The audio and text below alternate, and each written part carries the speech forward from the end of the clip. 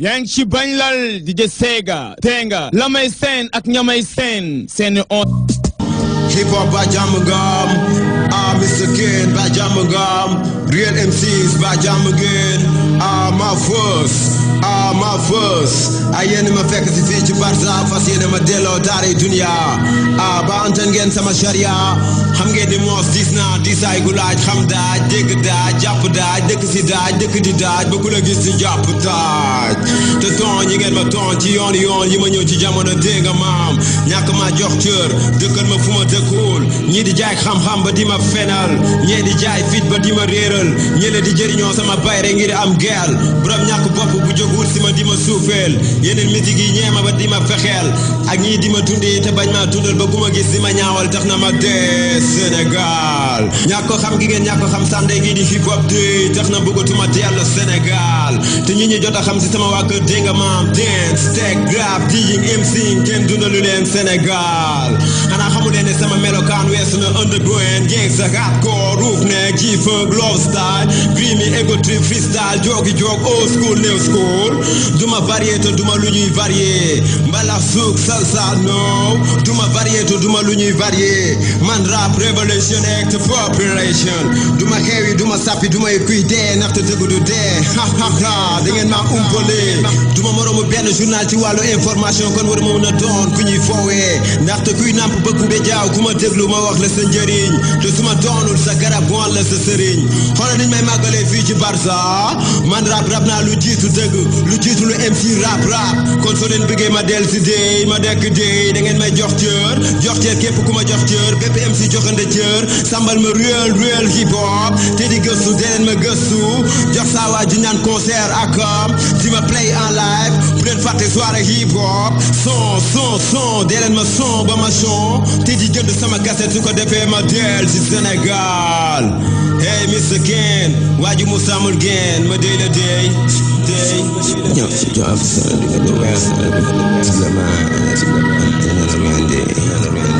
léegi nag yeewi naa leen mën ngeen a dem maa ngi seen ginnaaw waxuma ak seet ab seer mënuma jëriñoo waaye mënees na ma defar ab seer ba mu doon ku ñu ràññee ci jamono sarale Sega ana CD bi pare na ok dugalal acca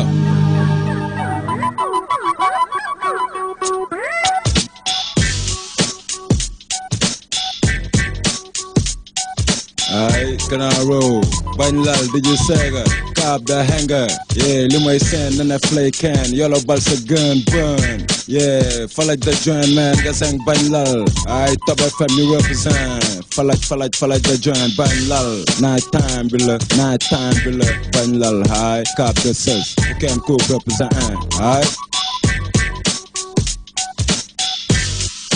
yo Top FM boo fi egg Sega gis ni rab Jolof ngi def ay jéego ak DJ Sega Karim xurum xaq for real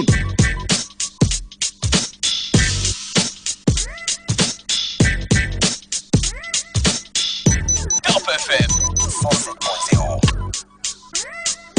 microphone bangi nii def ko jabar hip hop di la faj te du jabar del hip hop ko dugg sa ru wàcc sa feebar microphone bangi nii def ko jabar hip hop di la faj te du jabar del hip hop ko dugg sa ru wàcc sa feebar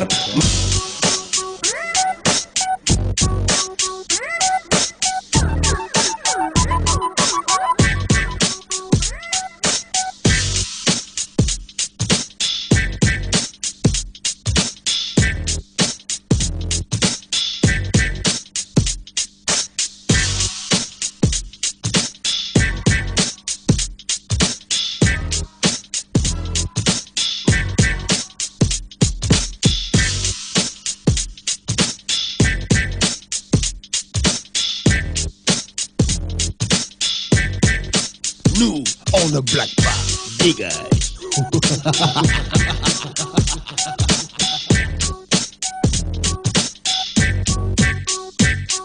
Yo, what's up, man? Bag by fa give me watch ci kanam give me watch maa ngi dégg fu mu ni bañ dal ak ma lom kanam kay ko ma ko la microphone bangi nii def ko jabar hip hop di la faj te du jabar del hip hop ko dugg sa ru wàcc sa feebar yes boom aha la may seen DJ Sega ak Chaka Babs fii ci émission bañ lal man zéro nelaw yeewu xulli bët yu xonk ak yu weex yëpp a bokk yam hip hop lañu wax for real.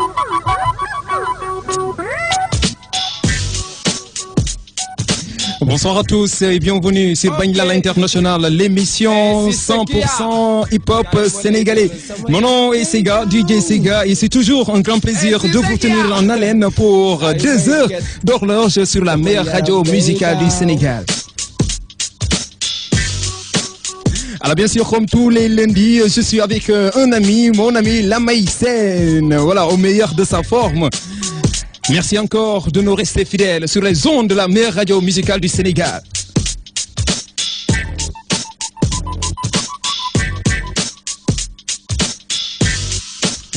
Alors bien sûr, comme nous vous l'avions annoncé la dernière fois, alors ce soir, on a un invité de talent, une star de la musique sénégalaise. Il se nomme tout simplement F.A.T.A. Fata, qui est là dans le studio. Alors il est en train de prendre, voilà, mu ngi jël boisson en ce moment. Il est en train de prendre sa boisson sur la 107 Top FM Dakar. Waaw naanal ba pare gis nga.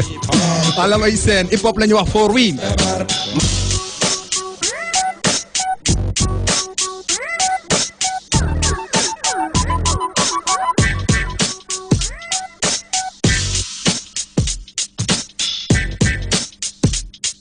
Alors, je vais passer la parole à mon ami Lamay Sen. Alors, gars, lu bees. Hein? Ku gémantu. waaw mais xam nga ñu ngi nuyu ñëpp. tey la altine doorati nañ bañ la gis nga. comme ni lay demee anytime chaque lundi. Yeah. fii mooy këru hip hop Jolof. Ok, fii mooy këru hip hop Jolof mais xaaral ñu woo technicien bi ñu jëm rek lay sooy parce que Fata mi ngi ne déggagul bagage yi. ok.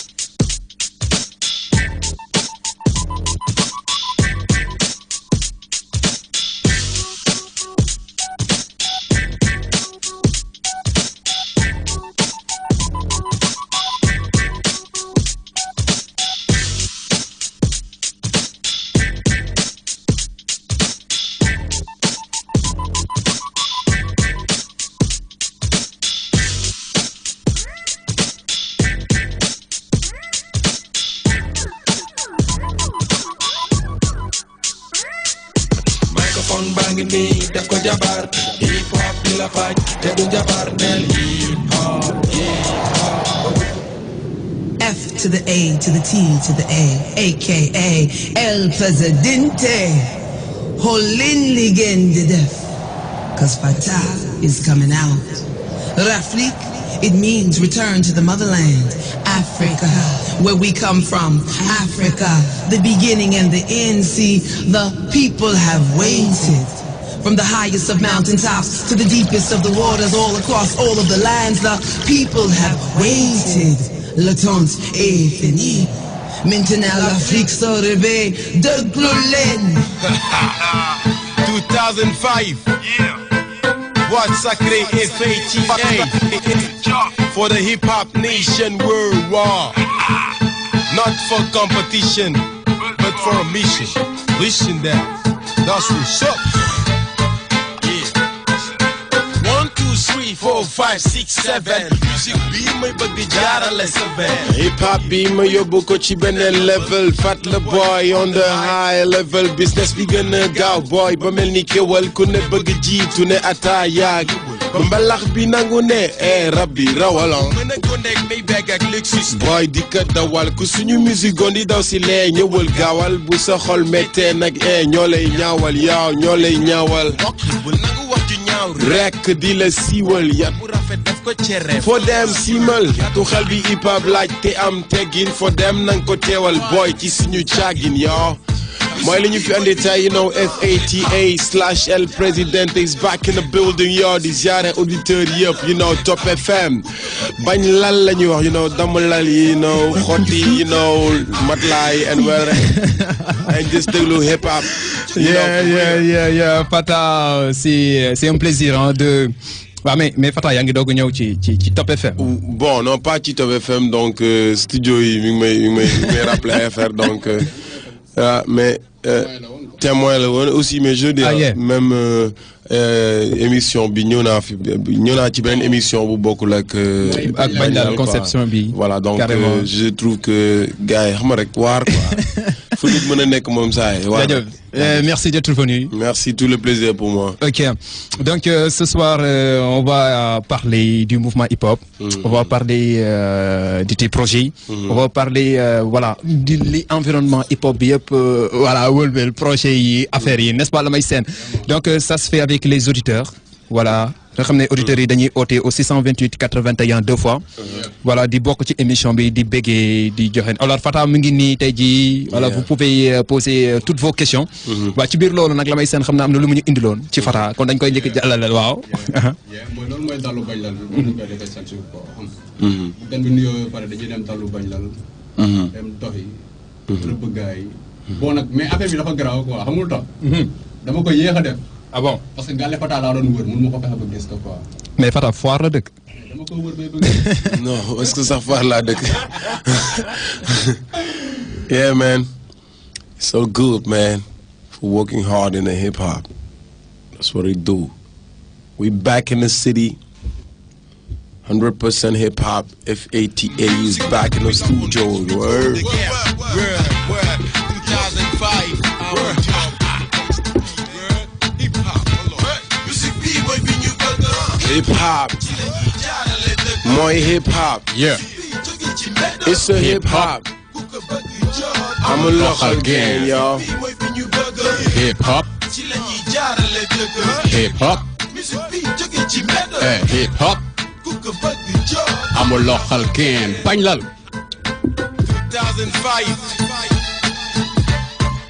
2007. Watch Sacré FATA.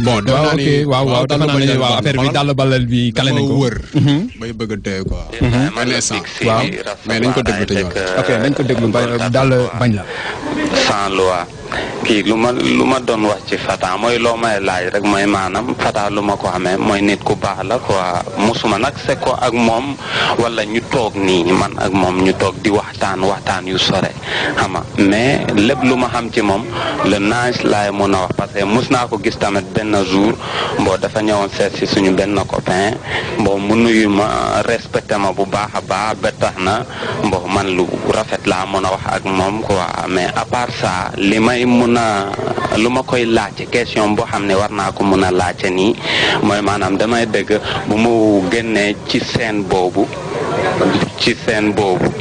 comprendre nga bon dañu ne dafa yóbbaale mooy maanaam bu mu yesaay dafa yóbbaale quelques images mu dem jaay ko Europe quoi Amérique xama léegi loolu lañu bëggoon xam li ci leer quoi parce que fans yi tamit toujours ñu lay dégg ci loo xam ni day yàq seen xol naasul en tant que artiste xama rafetul quoi man. yéen da ngeen dégg ne Fata dafa am ay images yu mu jëloon ci hip hop film bi dem jaay ko USA.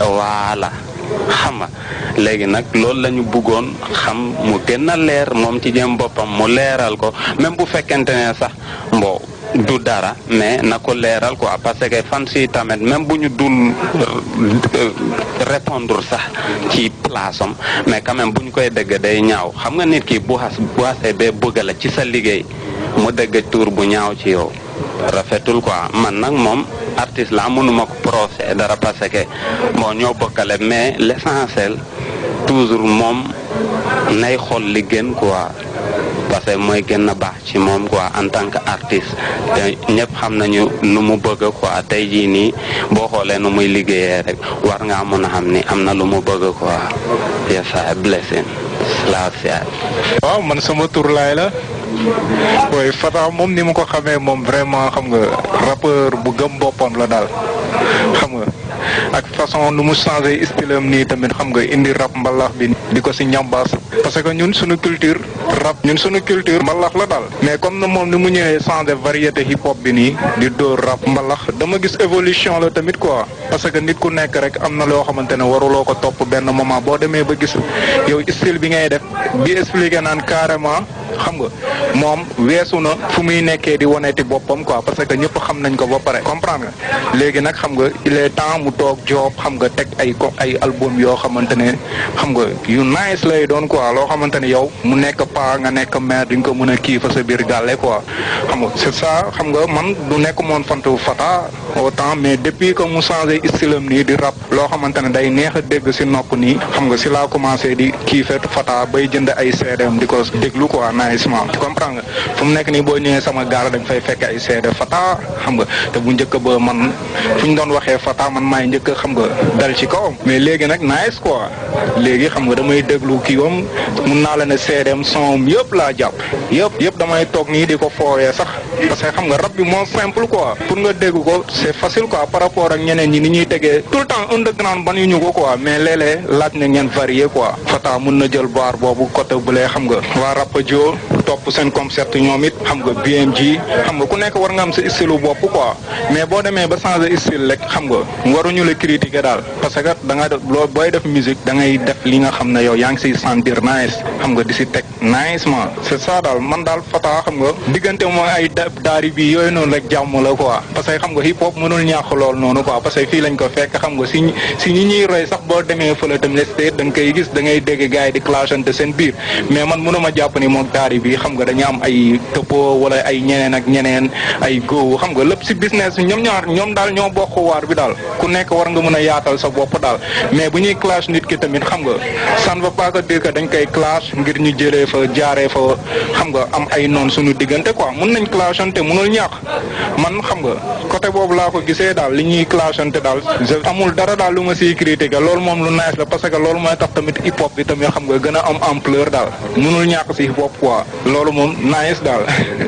bon man la Mamadou Timéra Fass Dorom laa dëkk nekk village artisanal ñu may woowee ma Fata fait de la très bonne musique waaw son yu neex la yi def mais dafa am ay rumeur yu may dégg ñu naan ba mag l'autre là je ne sais pas dafa am affaire bi mu jëloon jaay ko daw ñu génne ngir groupe bi donc bëgg naa mu leeramu ci affaire boobu quoi mais il fait de la très bonne musique quand même. maa ngi tudd Seydou Camara Guédiawaye laa dëkk li ma xam si Fata moom lu yomb la quoi li muy def nice na rafet na mais am na lu ma neexul quoi parce que moom dafa mën a bër quoi te man gaw ma yooyu quoi MC la xam nga et puis xam nga rek moom ci clashante bi la génnee quoi ci clash yi mu doon clash la amee nii mbooloo nii mais xam nga après nag na dund leneen quoi mais xam nga day ñëw sañse fii bër wax man lii rappeur warul mel noonu quoi man ni muy bëree moo ma neexul xam nga loolu la quoi c'est pas tout c'est pas grand quoi non question bu ma koy demander mooy moom à part rap bi nii lan la xalaat quoi ci kanamam tamit loolu rek laa am lu ma koy laaj quoi. asalaamaaleykum maa ngi tudd Sénégal Alassane maa ngi dëkk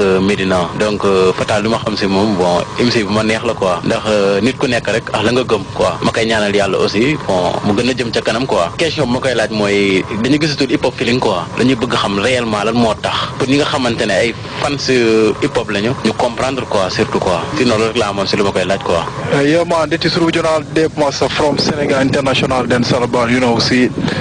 En fait, jot naa déglu sa album en fait c'est un album vraiment affaire bu nice tu vois côté son côté conception sinon bëggoon naa xam tamit tuuti El Presidente xam nga qu'est-ce que lan nga ciy wax foofu carrément tu vois et puis par rapport ak projet bi say projet par rapport ak li nga xamante ne vraiment yow war nga ko mën a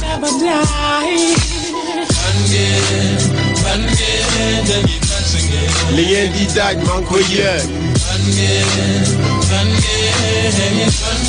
suma biir xol laa leen fat yéen maa ngi gis ma noon yi seen dëgg fan su fat ngeen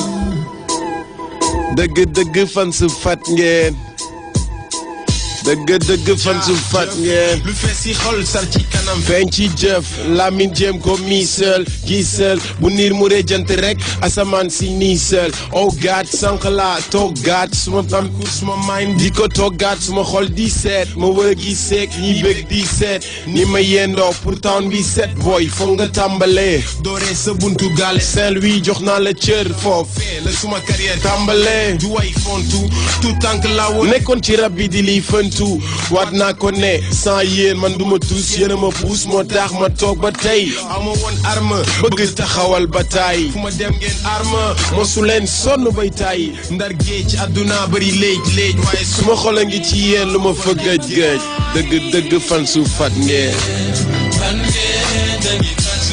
li ngeen di daaj maa ngi ko yëg that's what it is though ma biir xol laa leen fat yéen ñëpp fan su fat yi represent hip hop wherever you are. Et bien sûr, ça se passe sur la meilleure radio musicale du Sénégal. Fan su fat yaa leen ko moom, n'est-ce pas Lamay Sène? Ok, nii lay demee 628 81 2 fois 62881 qui est le code d'accès, n'est-ce pas? Alors pour nos amis qui sont à l'extérieur, vous pouvez nous joindre en faisant l'indicatif du Sénégal, le 221 précédé du numéro de téléphone, le 841 76 00, le 841 76 00. Et big up à tous nos amis qui nous écoutent à travers l'internet via www.khalima.com/topfm. Big up à vous. Alors ça se passe sur la meilleure radio musicale du Sénégal, Fan su fat yi ngeen ko moom, n'est-ce pas Lamay Sène? Gis nga. waaw mais léegi man nu ma bëggoon laaj Fata lu ndaw. mooy nu mu gisee nu mu déggee interview bi. Ok. Yeah, donc je répète la question parce que en fait auditeurs yi dégguñu question bi bu baax quoi par rapport ak des défauts techniques. Ok. Bon. Voilà, merci. da ngay nelaw quoi. waaw gis nga. boisson bi moom a xaw a sonal. Bon Fat naka gisee dalu Banjal bi jamono ji. Ouais, bon, je vois que déjà c'est un effort. Déjà dama leen di remercier yéen le fait de pouvoir prendre la peine en fait pour inviter un artiste dem le hip-hop a besoin de ça. Donc je veux dire que même bu lii je vois que évolution la mais aussi ni bu ngeen defee nii yeneen rap émission hip-hop yi ñeneen def leneen rek ça va évoluer dans la mesure où am na émission yoo xamante ni animateurs yi dañuy sax war a dañuy juste di conceptualiser aussi ay bêtises yi am si hip-hop bi. c'est-à-dire nga toog sa émission rajo di wax affaire yoo xamante ni Fata defoon na lii démb Fata moom moo demoon fële def lee kee moo jëloon lee kee moo waxal lee genre di divulguer en fait des secrets du hip-hop. ba askan wi di si jot quoi xam nga lay down for the music too a little bit. but li gën a important si interview bi day wane ni nit ñi ku nekk ak ni ngay gisee donc je pense que ouverture d'esprit dafa am solo. Mais sauf que je tiens à expliquer deux choses très importantes. Hip-hop feeling is restart. c'est-à-dire mi ngi commencé waat nii. parce que j'ai jamais eu. waaw bokk na ci. Voilà, j'ai jamais eu de problème avec 2S. J'ai jamais pris benn émission ou télévision. di ko yóbbu feneen pour dara parce que en fait émission télé bu fekkee génn na 2S ba pare. keneen ku ko jël yóbbu ko feneen foo ko jaayee bu ñu ko jëndee sax yow tu n'as de compte à rendre à personne parce que c'est une émission qui a été diffusée. Ok, parce que loolu déjà premier gars moo ko laajte. waaw non juste pour jamais résumer. waaw résumé gars yi voilà. beneen bi mooy kii laajte dafa ni man dafa dégg dama am problème ak Google parce que ay dama am ay production bu ma jaay. Donc je pense que Google bi mu nekkee fii aussi j'ai eu la chance d'expliquer ça mu toog au niveau d'une radio de la place ma woo ko ne ko dama dégg ne da nga ne dama la trahir parce que dama jël sa benn produit jaay ko. CBV encore une fois je retourne di wax Sénégal yëpp ñu dégg ni que Google mu nekk fi ak mu bañ fi nekk donc sérieusement laay wax que ni toute la production maanaam lépp lu jëm ci wàllu xaalis lu objet exécutif bu CBV album bi man maa ko produire. Donc si tu produis un album de manière exécutive. su fekkee yow yaa def xaalis bi yëpp si album bi balaa kenn di jël dërëm si production. yow le producteur exécutif tu dois encore retourner dans tes fonds d'abord. benn mooy bu ma defee 3 millions si album. bu ma leeree ni jaay nañu ba fii nii mais jaayagoo sax 1 million wala 2 millions.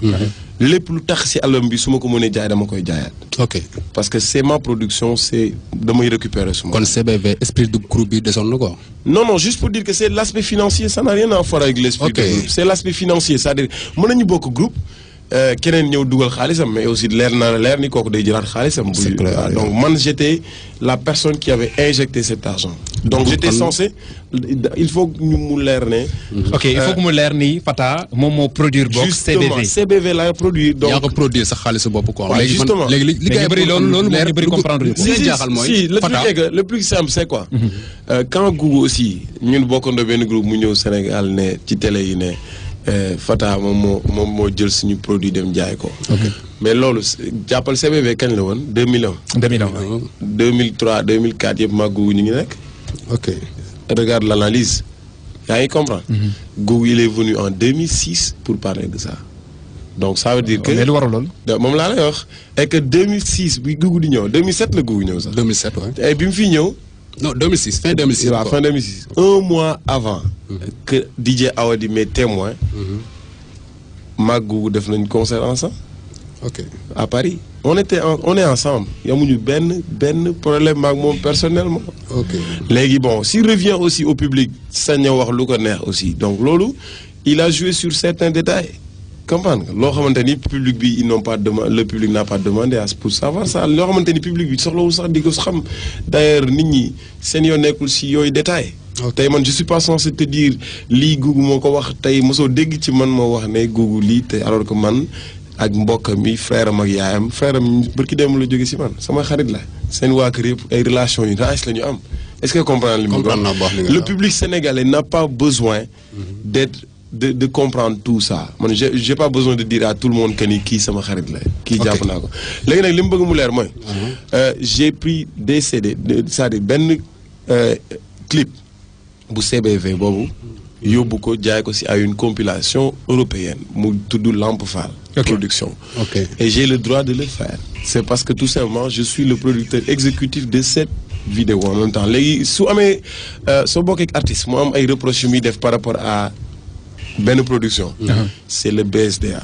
c'est-à-dire da nga naan man dama am ay droit si bind bi moo bind dama am droit artiste là loolu mooy les droits d'auteur te je pense que tout ce qui est CBV toutes les fiches ont été remplies comme quoi que lii Google ko moom lii Google ko bind lii Fata moo ko bind donc loo si am loolu mooy li nga am yow artiste bi. bon ok léegi mën nañu xam ban sound nit la nga woon quoi clip boobu. kii la on vit déjà l'enfer. waaw boobu. clip boobu vidéo boobu mooy daw ba tey man benn vidéo boobu laa def ak Google si coono. boobu tam nga jaay quoi. boobu rek la waaw léegi yow ma nga ko jaayee mais Google est-ce que amu ci woon part quoi moom tamit quoi. déggoo li may wax dama ni la ba tey jii bi mu nekkee rajo wax naa ko nee naa ko même su ma amaatoon ba léegi benn deal. bu ma amaatoon léegi benn deal benn ngeew ñëw ne CBV laa soxla en termes de production. ba léegi sama xaalis a ngi ci biir CBV ci production boobu léegi su ma gisoon benn diiru ngeew bu ñëw ne ma dama soxla production CBV 5 millions bi li ma lay wax nii bëgguma sax di jëw quoi. ok non mais je lui ai une fois dit ça Google bi mu toogee rajo wax woo naa ko wax ko. ne ko bu fekkoon dama koy defaat suba dama koy defaat. parce que je me reproche en rien. mais sauf que bu fekkee nit dafa ñëw aussi taxaw si rajo yi ne dafa jël sama xaalis dafa jël sama sénégal ko léegi nit ñi ku ci nekk day am confus mais naa la wax benn affaire nga moytu ko si Fata man damay susciter coow loolu yàlla da koy def si doomu aadama. ok boobu ba léegi yaa ngi dégg gaa yi ngi bind si man. boobu ba léegi yaa ngi dégg rappeur yaa ngi wax ñaata rappeur ñoo bind si man. parce que am na benn gars bu dëkk PA. bu tudd Medzo ba mu yëgee ni Fata lañu invité xam nga moo bind message. lekk nga coow tey parce que ki nga invité dafa bëri noonu. dëgg la non lekkoo coow de. xoolal loolu la mu wax. mais voilà pourquoi le pourquoi. non moom laa lay wax nii lekkoo coow parce que xam nga lu tax man aw ma ba noonu dama ciy kontaan mais xam nga rappeurs yi rek ñooy fësal loolu ci man est-ce que xam nga loolu ci yow. ci yow rappeurs yi rek quelques rappeurs ñooy fësal coow ci man. ennemi. mais Fata ci biir loolu. ce n'est rien d'autre que moom laa la bëgg wax ne la le public sénégalais. damay toog fu ma dem si quelques rappeurs sax d'ailleurs quelques rappeurs voilà. quelques rappeurs. ñoom ñooy fësal coow ci sama. comme ñan noonu par exemple. non bon. non am nañ ko ñu ci ràññee par exemple parce que y a des amis qui sont du côté de la caserne Samba Diarra Diallo. voilà ñoom ils s'appellent Lodja c'est des élèves à gendarme lañ ñu ngi caserne parce que tey ñoom bu ñu yeggee annonce bi yegg ni Fata la ñoom dañ ma poser benn question. juste pour savoir le problème avec Daddy Bibson. j'ai aucun problème personnel avec aucun rappeur sénégalais. Sénégal. loolu dama bëgg muy leer naññ si bopp nit ñi awma benn problème ak benn rappeur nii en face wala. mais nag lu waral problème daal di. est-ce que man quel est rek soo ma dégloo rek dinañ dem lentement et de manière évolutive. man mosuma bind si sama carrière benn rappeur saaga ko wala ma xas ko dégg nga waa ji wax sànq nee na Fata il est rentré dans le mouvement en clash. waa léegi. mais ci biir clash boobu. j'ai pas écrit un nom d'artiste te alors que man. mais façon na ci benn coup quoi. si loolu mooy c'est ça la beauté de l'écriture. loolu tax ñuy wax ay pléonasme nga dégg ay figure de style yi ñuy wax apostrophe parfois mën naa bañ a wax sa tour ne borom blague bi sol cax bi nii. c'est ça le figure de style c'est ça la beauté de l'écriture. loolu mooy classe bind bi. mooy ma wax ak yow. ma wax tudd sa tour quoi sans tudd sa tour loolu mooy li rafet ci affaire bi. mais nit boo ñëwee pointé ko du bout du doigt ne ko yow mii. non tu penses que yëfu guerrier la non c'est parce que non je te dis honnêtement yow fii Sénégal on a am nañu ay coutumes am nañu yenn culture loolu ngay def man mën naa ko def parce que c'est pas tout le temps texte rap rédaction la quoi. Ouais, non justement c'est là où je te dis gis nga il y a une chose qui est très très délicate que la ñu bëri la xamul mooy booy jàng en termes de business dañ naa la da ngay def étude de terrain après produit bi nga yor nga xool noo ko exploiter sur le terrain da ngay xam le terrain auquel bi nga jëm ba pare man sénégalais laa xam naa ay culture sénégalaise xam naa nit ñi ni ñu sàmmee nit ku noppi ak ku ñëpp di dal nga tu m'as jamais entendu faire des répliques à la radio di wax turu kenn de. C'est ça. Non mais ça c'est parce que je trouve que il est inné chez nous ñun sénégalais yi ñun ñu yaru c'est des trucs qui sont fondamentaux ici c'est des trucs qui sont fondamentaux dans la mesure où ay dëkku yu religieux lañ ay dañuy bàyyi xel ci parents yi quelle que soit la musique qu'on développe moo xam hip hop la wala wherever it can be you must be clean da nga war a correct. C'est des choses qui sont fondamentales. Mais être correct, être rappeur ne veut pas dire incorrect. Être rappeur ne veut pas dire insolent à la radio ou dans les textes. Il faut être décent. Xam li ngay wax ci radio yi ak ci biir texte yi parce que ëllëg ci biir day weesu. Xam nga boy américain buy bind di saaga tout le temps même bu màggee il va vivre comme ça. Mais ñun bu ñu màggee qu'est-ce on aspire à être des kilifa. Non dañuy dem ci jàkk yi Est-ce que xam nga donc man je dis que il est important que ma bañ a dugg ci piège yooyu. Képp ku may show hey c'est-à-dire rappeur bu bind ci man saaga je le comprends autrement je l'entends autrement que que yu neen. Ça me fait plaisir parce que Dieu m'est témoin. Il y a aucun rappeur parmi les rappeurs qui m'ont clashé qui m'ont fait mal.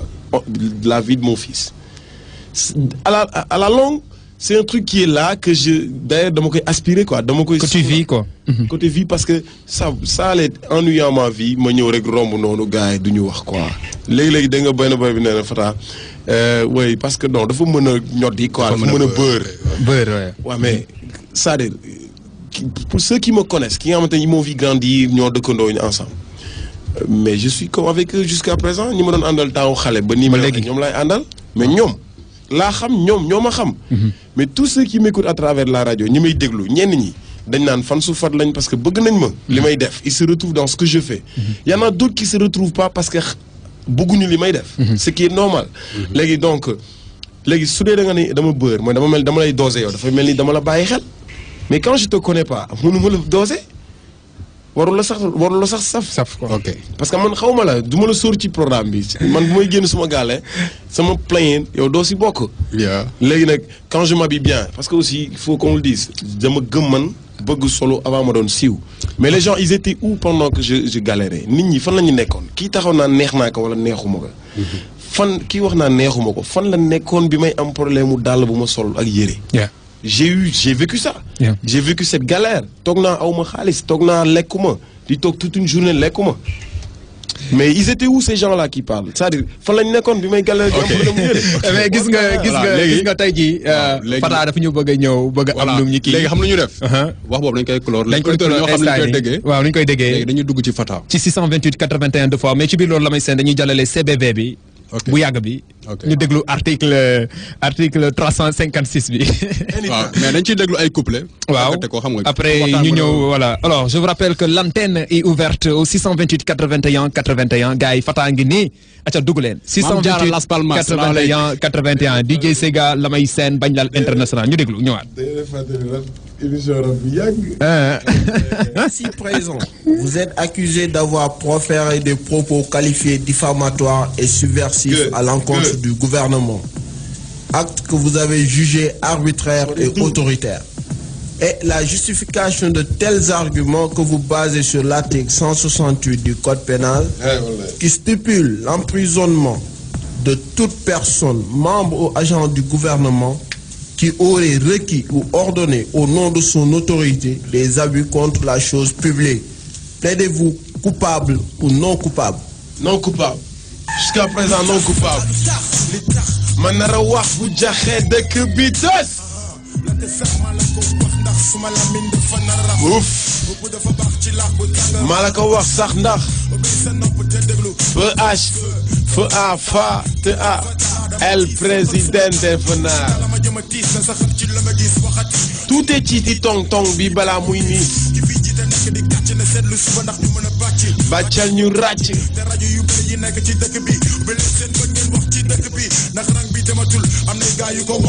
ndax dëkk bi déedéet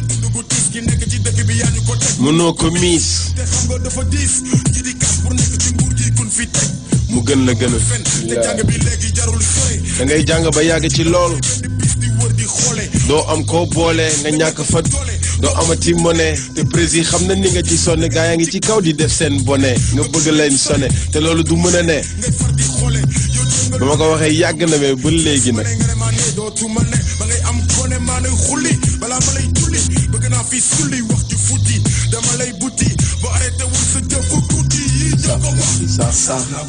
bu mu tax bu mu tax ngeen bañ a xam ne lii du ndam fan yi def fi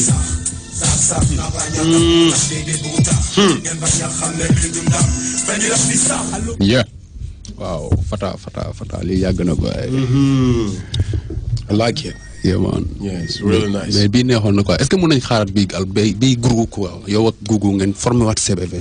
Man c'est tout ce que j'ai toujours dit hein. Donc man j'ai toujours été comme ça man Gougou avant muy ñëw sax di def réplique boobu daf ma bett maa ngi New York mais man j'ai toujours parlé comme ça avec lui genre même bu ma nekk bu ma ko déggul je disais tout le temps que mais gis nga for refugee camp Fujis ils sont depuis longtemps ils sont plus ensemble mais ils sont revenus là avec ben single ensemble. C'est ça ça dit nit ñi taxawat quoi. Ouais ça dit il faut que nit ñi di ku nekk di nangu nag bu ñu nekkee man ak yow. ngay nangu ne am 628 81 deux fois am na ku nekk ci ligne bi allo. allo oui. Bonsoir. grand la. Ça va. ak yite. sant yàlla bu baax. sant naa. jaajëf waay. ana invité bi. waaw Fata ngi noonu. tur bi naka la yow. saa nee na man la. Ibrahima Touré xam nga saa nee na ma ana invité bi salaamaaleykum. ouais. jaajëf waay. waaw mais grand. waaw. man benn affaire laa bëggoon poser quoi. vas-y. En fait c'était en 2004 xaw ma quoi parce que. instant yaa ngi woon en VFM. waaw. may déglu ngay oo rappeurs yi. non nit si moo woote woon instant yii. maa ngi déglu am na benn moment nga naan ko mais yow. xam nga rapajo ñoo yàq rab bi ba pare dem bàyyi ko fi. mos nga dégg loolu ci man. ouais mais si. da nga ko enregistré fenn. non parce que soo ko enregistré woon fenn boo ma ko joxee rek moom man naa ni j'ai fait une erreur. parce que juróom xumaan woo dana ay nix.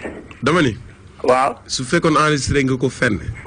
soo ko waxoo soo ma ko joxaloon benn rajo mu teg ko après dinaa. non man jotuma ko enregistré. waaw donc man li may considérer mooy peut-être tu as mal entendu ce que j'ai dit.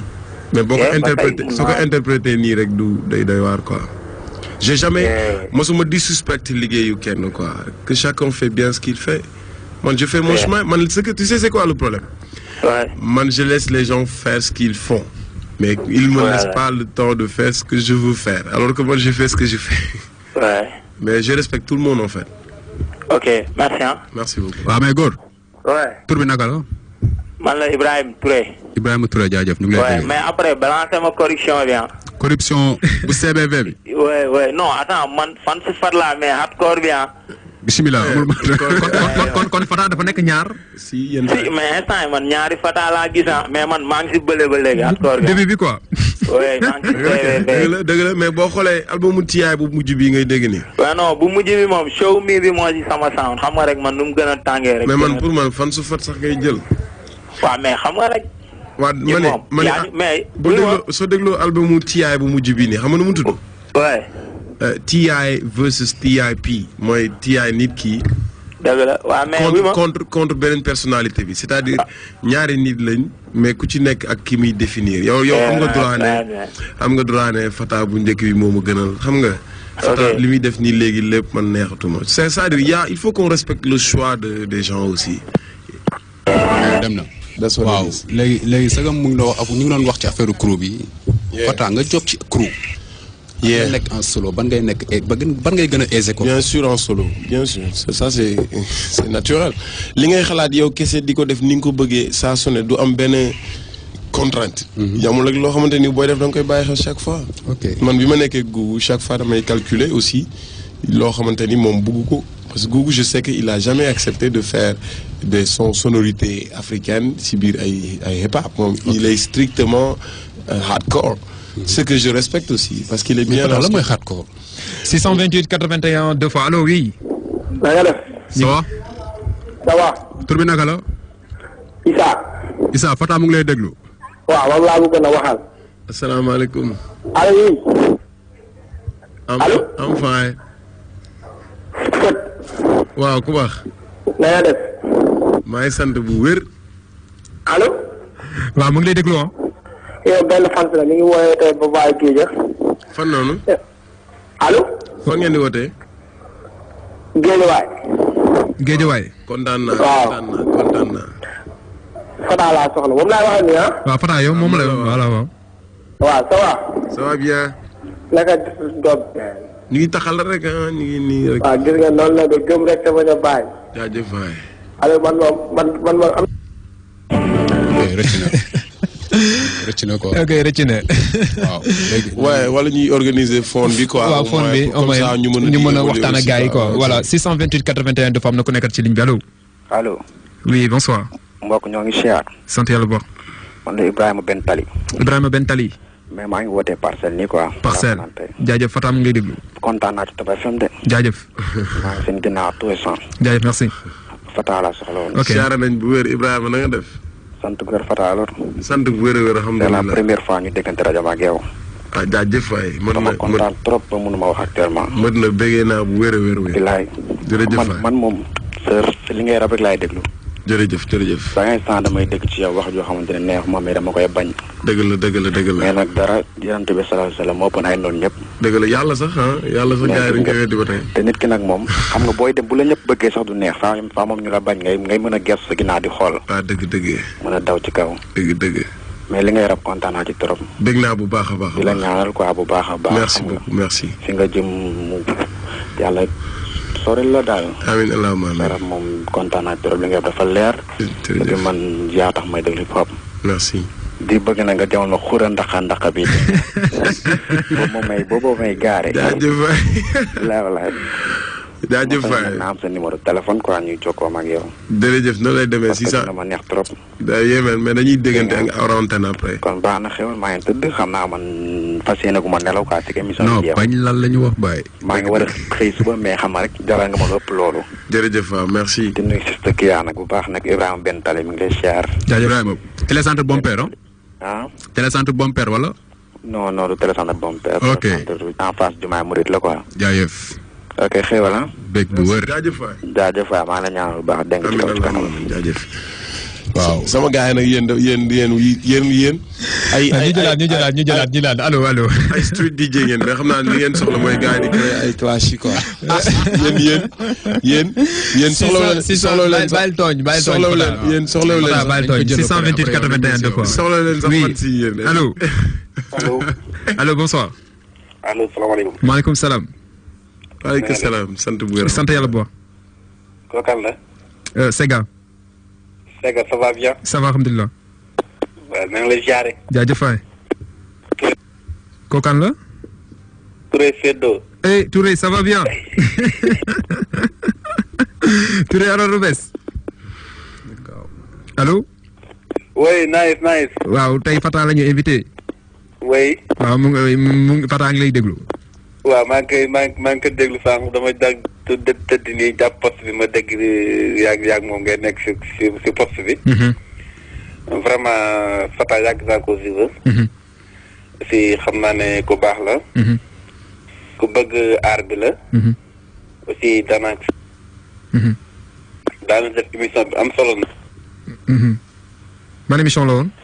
temps bi mooy ñëkk mooy bi mu doon def xar bi mooy bi mu doon invité foofu kii bi tax man xamatul. 2S hip hop feeling. waaw dama naan jaani rek di ko suivre si ci télé bi waaw. waaw ñu ngi ñëwaat ñëw bu mag macha allah ñu ngi ñëwaat bu baax. incha allah. waaw alors Touré. oui. waaw amoo benn question booy laaj ci Fata. waaw bon li ma ko laaj sànq dama sànq di gis. allo. sa crédit mu ngi si. ma ne. bi may déglu émission bi. mooy bi ngay teg reportage bi nga doon laajte. doon laajte lan. allo. waaw Touré ñu ngi bëgg si moom. c'est-à-dire yéen bon léegi Fata. vous avez bien fait de faire des documentaires mais aussi ma présence il faut que mu am solo si émission. sinon amul sens ah. bon léegi xam nañu c'est-à-dire il faut qu'on s'organise sinon aussi. non c'est que bañal bi. Fata aussi da nga ñëw rek pour ñuy woote c'est ça. non pas pour ñuy woote. da nga ñëw pour classe ñu. moom mu ngi ñëw pour. non pas dafa ñëw pour classe ñu moom. non je veux juste. bon vous avez besoin de savoir. non on a besoin de savoir. mais aussi il faut les auditeurs aussi ñu jëm a bokk. c'est ça léegi dama bëgg tontu yi. c'est que da ngeen koy structurer émission bi. de telle sorte que su ma ñëwee nga teg benn micro trottoir. après on commande ça pour léegi nga laaj ma par rapport ak. bi ma ñëwee léegi. laajoo ma dara si suma album. attends fa laa jëm. non mais ñu ngi fay ñëw. mais l'émission va bientôt terminer. non ñu ngi ñëw tout est structuré ici tout est bien. yow instant yi ñun lay jëm a kii. mais fu sa auditeurs yi tamit wax. léegi nga wax ma quoi 21 deux fois jëlal kii allo. bàyyil gars yi la ci la question yi day daw question yi allo. samay fan rek ngay am. jaajëf waay samay fan rek ngay woote. ça va bien alhamdulilah. waxal góor yi mu nopp boobu. nee na nga noppi. jaajëf allo. Sega naka moom. ça va bien. bon benn membre One Family la bi ñaatalee la. One Family ñaari tali Nour Bess. gis ngeen naka moom nice. jaajëf. alhamdulilah. ok Fata ngay déglu. bismillah. waaw ku baax na nga def. sant yàlla bu wér. yàlla yokk yaa jëf waay. naam nag. sant ñu ngi gërëm yàlla ñu ngi sant bu wér. moo ñu war. alhamdulilah. bon en fait xam nga am sa benn font laa woon quoi. bu yàgg. non benn font laa woon quoi moom laa dégg ma ni bu yàgg léegi da nga dem si beneen kii quoi beneen mouvement. non xam nga yaa ko def sa boobu quoi parce que man en fait. mais nag am naa mais itam damay am ay fan yu bees rek xam nga yow loolu yow lay dañuy sant yow bu fekkee yaa ngi woon si Fata. après nga dem léegi parce que Fata dafay def affaire yu la arrangé wul léegi. léegi yow da ngay dem si beneen man damay am yeneen fan si bees. mais ba dañuy déglu ñu wax waa xam nga parce que dañoo jënd suñu crédit foog ñu wax waa. waxal. gis nga en fait man am na sama benn copain bu raag ngir yow est-ce que dégg nga wax. bu lan. bu xeex ngir yow. bien sûr. ok xam nga dafa xeex ba blessé wu ngir yow mais en fait ba mu jëndee sa cassette. daf ay gàcce kon moom rek ba cassette daf ko déglu ba pare yàqu ko. toj ko. waaw dégg nga wax bi. waaw toj ko dëgg la de. en fait yàq na xaalisam de plus. oui en fait réer nga ko quoi. oui parce que moom lu mu doon gis ci yow. war na ko quoi parce que nag yow xëy na sa choix la mais dama yaakaaroon nag. mais est-ce que yaa laaj nga ko moom. est-ce que laaj nga ko ne ko man ndax maa ngi añ. ndax yaa ngi añ. non en fait loolu xam nga loolu.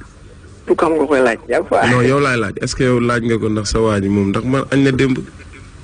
kan ndax moom. non yow waaw est-ce que laaj nga ko yow sa waa ji ngay mere nii est-ce que añ na démb. bon je sais pas dama koy laaj. wala yow sa yoon nekku si. non la sa yoon nekku si bàyyi la. sa yoon nekku si ndax man añ naa wala reer na. mais en fait yow. c'est une question qui est là mais il faut même pas xam nga boo defee critique. da ngay nangu aussi voir les réalités. il faut voir lay déglu moo la ce que je faisais bi da nga may déglu. bi may def loolu ba mu intéressé ko woon li Fata doon def. est-ce que xamoon nga naka laa defoon ba def loolu xam nga xamoo ko da nga toog ba ay gis nañuy waxtaan rek sama dégloo rek ma defal la analyse le fait que je suis venu de là et pour arriver jusqu'ici est-ce que comment hein?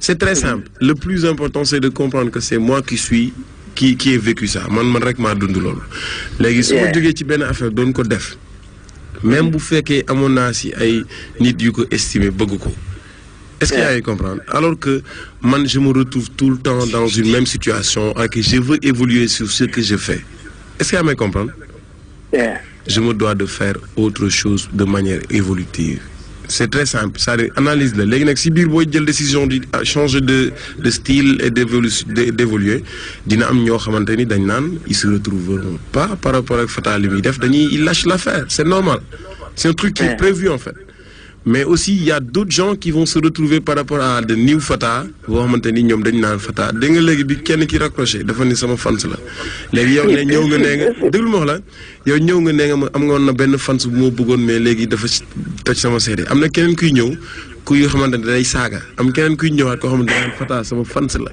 Fata moo fi mën après keneen kuy ñëwaat naan Fata xamul dara life is like that. dëgg la. bon góor. ñu ngi bekk si yow man. non attends. yow. bon dama ko doon laaj ndax instant comme léegi comme que nee na moom dafa jël plan boo xamante ne day dem évoluer quoi. incha allah rap Galsen à part sound yu muy teg ndax mënul évoluer à part yooyu noonu. boobu ba léegi mu ngi fi yàlla. ah boobu ba léegi ñun ñëpp a ngi jéem. mais bon en fait. yow da nga yow selon toi je te repose la question yow yaa ko gën a xam wala man acteur bi maa ko gën a xam yow selon toi le rap sénégalais comment il se porte. comment il se porte. waaw. mais bon moo ngi rëññee nice quoi ça va. mu ngi dox parce que yaa ngi déglu quoi yow parce que yaa ngi déglu sa gaale parce que yaa ngi toog di am ay album yu bees sa gaale c'est tout. est-ce que yow kan mooy sa rappeur préféré pour suñu tool nii. bon en fait man fii képp ku fi teg. non je veux dire kenn wax ma benn leader par rapport ak si sa ñi nga bëgg quand même. mais man comme léegi. ñëpp. waaw ñu ngi bëgg ci yow man. bon ok jaajëf man léegi Fata man dama bëggoon ñëw si yow benn affaire quoi attends dama bëggoon xam exactement.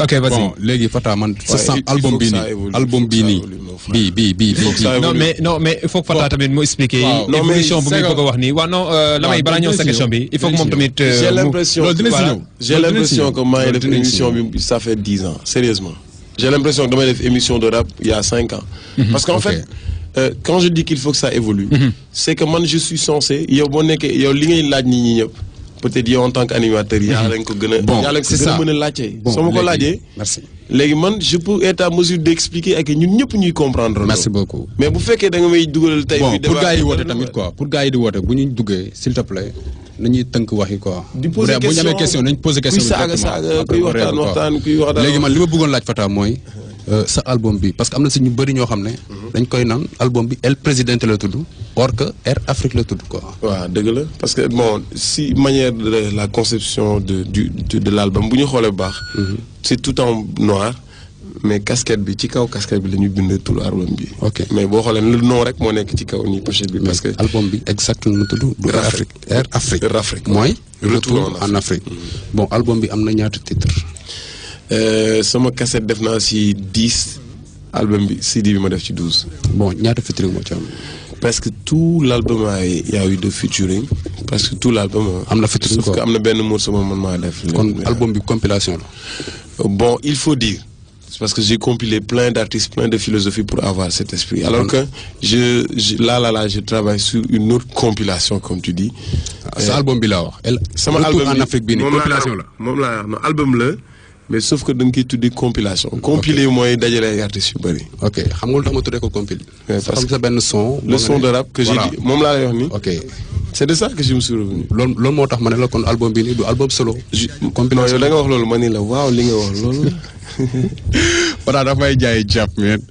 léegi man dama bëggoon ñu ñëw ba tey jaay wala jëm de dama toog nii di wax rek dama bañ del damay rappeler 10 ans arrière rek dama lay rappeler 10 ans en non arrière. mais c'est que parce que Fata aussi c'est il est bien de ñu rappeler la benn affaire parce que c'est vrai que Fata am nga foo xam ne gëj nga ñëwoon parce que gars yi namoon nañ la trop parce que déjà reportage bu ko am na parce que comme question yi nga defee parce que nous on est là pour on est des porte-parole hein. Bien sûr on est des porte-parole voilà pour du peuple boo bëggee ñu waxee ko noonu parce que gars yi bu ñu xamee ne Fata ngi invité comme ni nga ko waxee ah ñun mënoon nañ jël à la place ñu tëj téléphone yi ñu def une émission mais je pense que ça donne pas le charme bi ñu soxla. Non, le call il est important man j'aime bien parler avec les gens tu sais que man j'aime bien j'ai travaillé à la radio. C'est ça mais li ma bëgg wax xamal la yéen déjà je sais que vous avez des questions plein de questions. beaucoup yoo xam ne mënuñu ko joxe.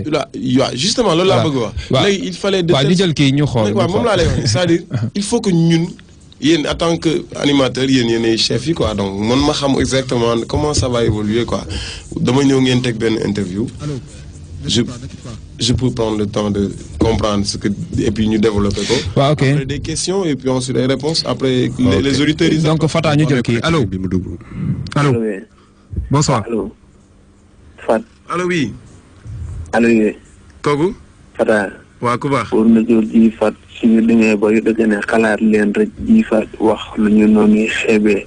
c'est-à-dire leen noonu ñuy wëppee noo boro yar bi ñu tebee ndar ji. si biir hip hop bi lañ koy yebbee bis bu ne ngeen dégg ñu teg ma seeni tuuma taxul ngeen seet muy wax en tant que melomaan wala muy wax en tant que xondo kuy xondu quoi ba léegi hip hop dafa avancé moom pour man dafa avancé quoi parce que dam naan dinu Fata ay temps wu CV di ca jënd di topp Fata di rêve pour gis Fata Ousmane ma doon gis rapport yi ay saaga ndey ñi fi newoon na ñëw dina rab bi tey ñëpp taf nañ ñi xooloo nañ ñuy bëru pour man ñooñu dañ woon si dëju gaa après Fata ñëw ñu ne Fata jaay na benn son émission yi mu doon daw ci rajo RFM Nicolas moo ci invité woon émission man dama ko enregistré ñu ci man ba tey suur boobu man Fata maa lay woo man la fat doon naa la woo ci suur boobu dëgg la kon la expliqué mais après instant yi am na ñoom dañuy wax di yàq deru rab yi parce que ay rab du saaga parce que comme li ñuy wax léegi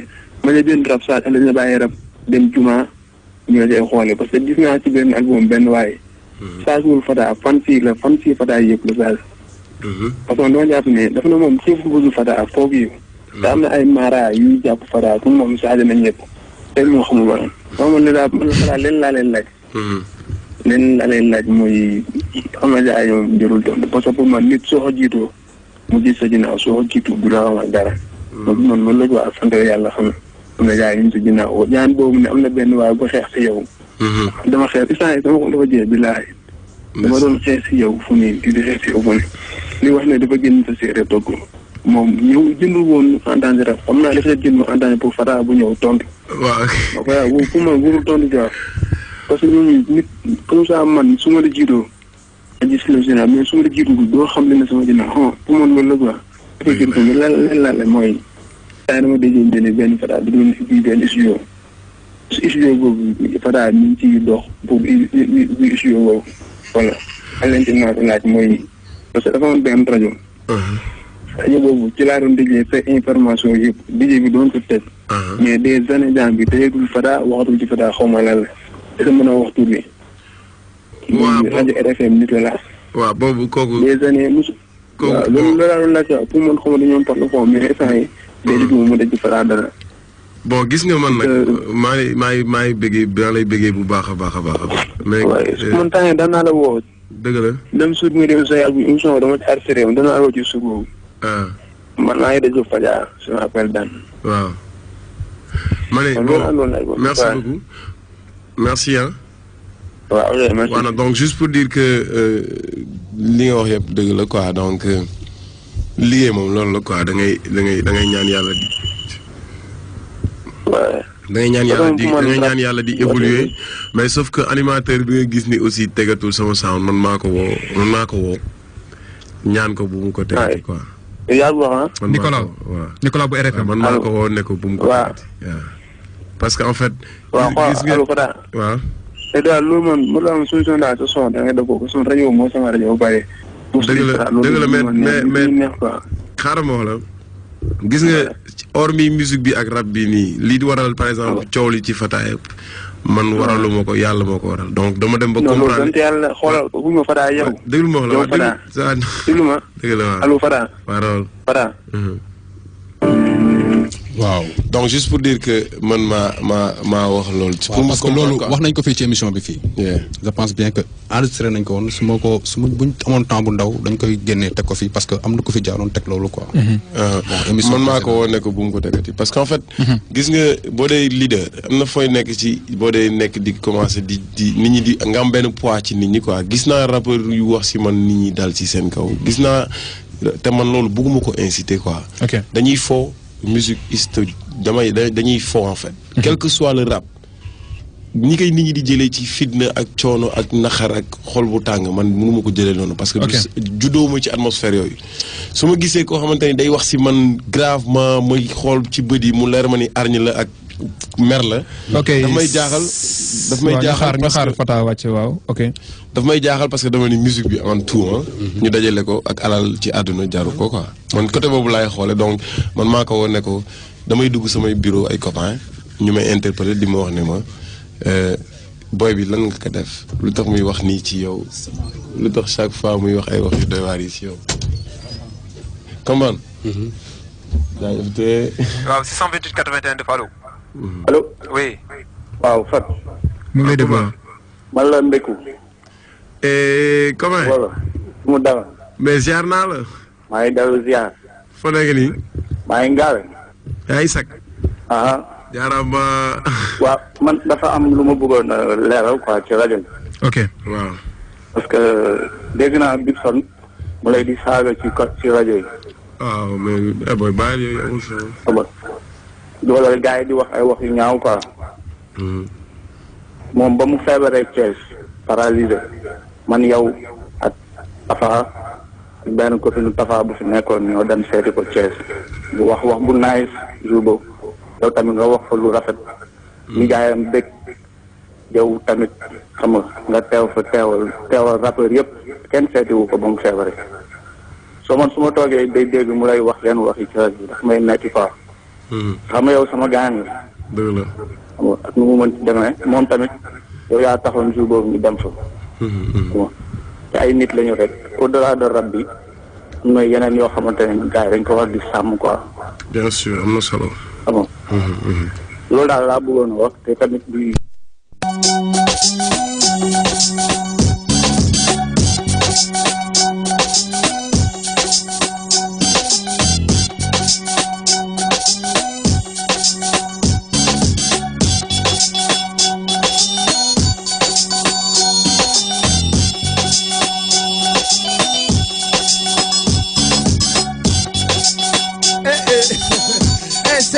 Sega ana sigi pare na ok dugalal acca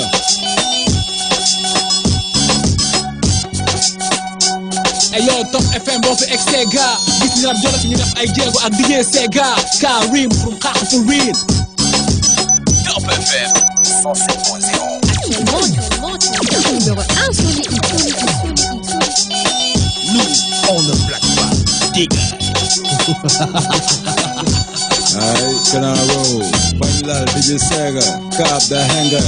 Yeah, you may send and I play can. Yellow bus a gun burn. Yeah, for like the joint man, got sang Bangla. Alright, Top FM, you represent. For like the joint Bangla. Night time, below Bangla. High, cop the sun. You can go represent. Alright.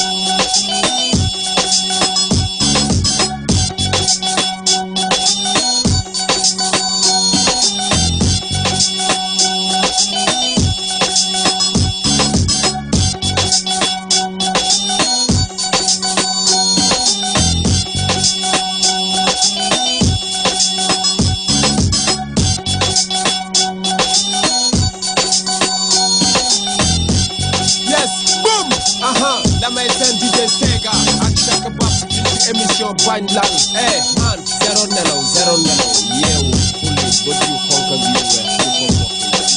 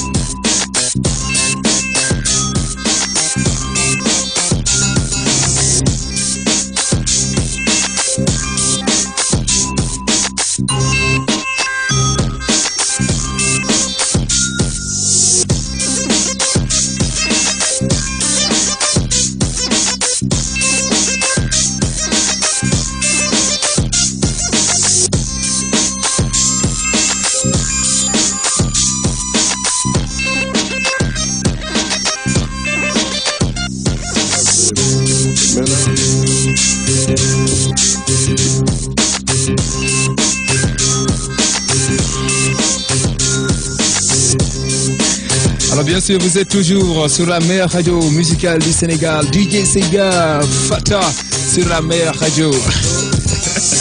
jégalu ci gars yi courant. Gis nga courant bi waaw mais allo. Pelek la quoi, you know. allo. waaw Kopale waaw mais Fata foog naa ne am nga. ñëw ok. xam nga laa bëgg hit boobu. waaw mu ñëwaat à zéro Fata tegu ci kawam ñu ñëw ci waxtaan bi nag quoi exactly. am na benn.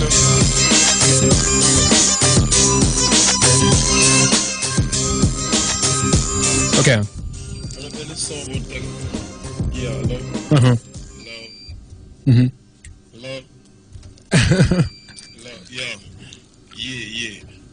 waaw man am na benn son booy benn instant rek mooy dugg si léegi dafa neex trop. ok bi nga doon déglu sànq cooto bi amul benn problème. di shout-out sama gars yi wante ñu ngi may déglu gars yi mel ne ay déglu Fati depuis Malika mi ngi may woo léegi di wax ne mi ngi déglu si Pape bañ la et puis siyaare sama gars yi ñoom Big John ñoom Kous Cheikh grand Cheikh et puis Cheikh Taximan Cheikh Wilane maa ngi dégg ci yow. bon Fata après Kopelek ba mu jàllee quoi.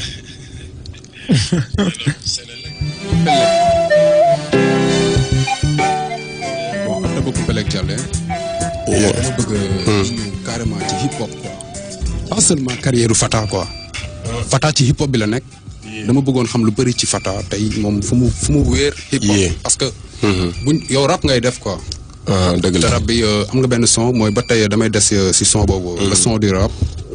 wax nga ci ay son ay métaphores yoo xam ne ci hip hop bi la nekk quoi. dëgg la wax nga ci caisse claire yeeg base yeeg mais ba léegi dëgg ma la nga wax ci texte yi quoi ni ko gars yi war a bindee. waaw non bu dégg nga ko kay lyrics yaa ngi si biir lyrics yi rafet te waane bindee texte. mooy loo bëgg a wax ay rhymes yi next level. merci beaucoup loolu nga bëgg a wax. voilà maanaam. mais yooyu mooy texte lyrics contenu yi quoi boo déggee ñu ne la texte bi rafet na sans mu am but sans dara. nga teg ko nii rek dañu xam ne lii rap la. waaw dëgg la tellement mu neex bu ñu ne texte bi neex na. léegi naa la moo tax ñu ne neex na quoi. dëgg la léegi xam nga dafa am benn different people ku nekk ak ni muy concevoir ñëpp dañuy gis texte de sa beauté gis nga ba ci li ma la doon li ma léegi ngay wax ñuy wax figure de style. noonu la amee différence de rime. am na ay rime croisé.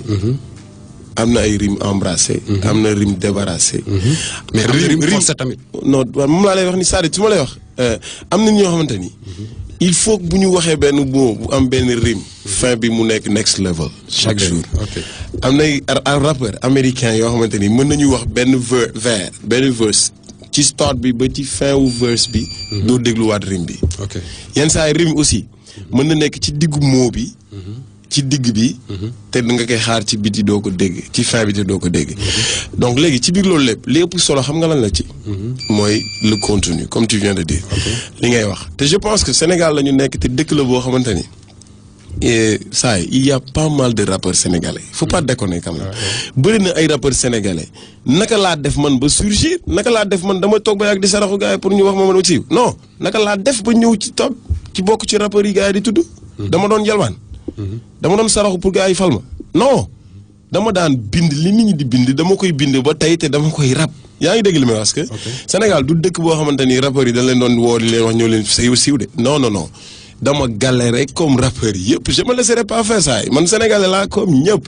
dama rap jaar fi ma war a jaar ba yegsi fi ma war a yegsi léegi nag le plus important c'est quoi nañ may séntu man Fata suñ ma toppee ci man Fata naa sànq rappeurs yu bëri si dinañ sànq bi mooy lan yàq seen carrière parce que dañuy tëj seen carrière yëpp di ko consacré ci Fata tey Fata moo def lii suba Fata lee duñu tal def comme man li may def mais dañuy tal di critiquer li may def. alors que en termes de.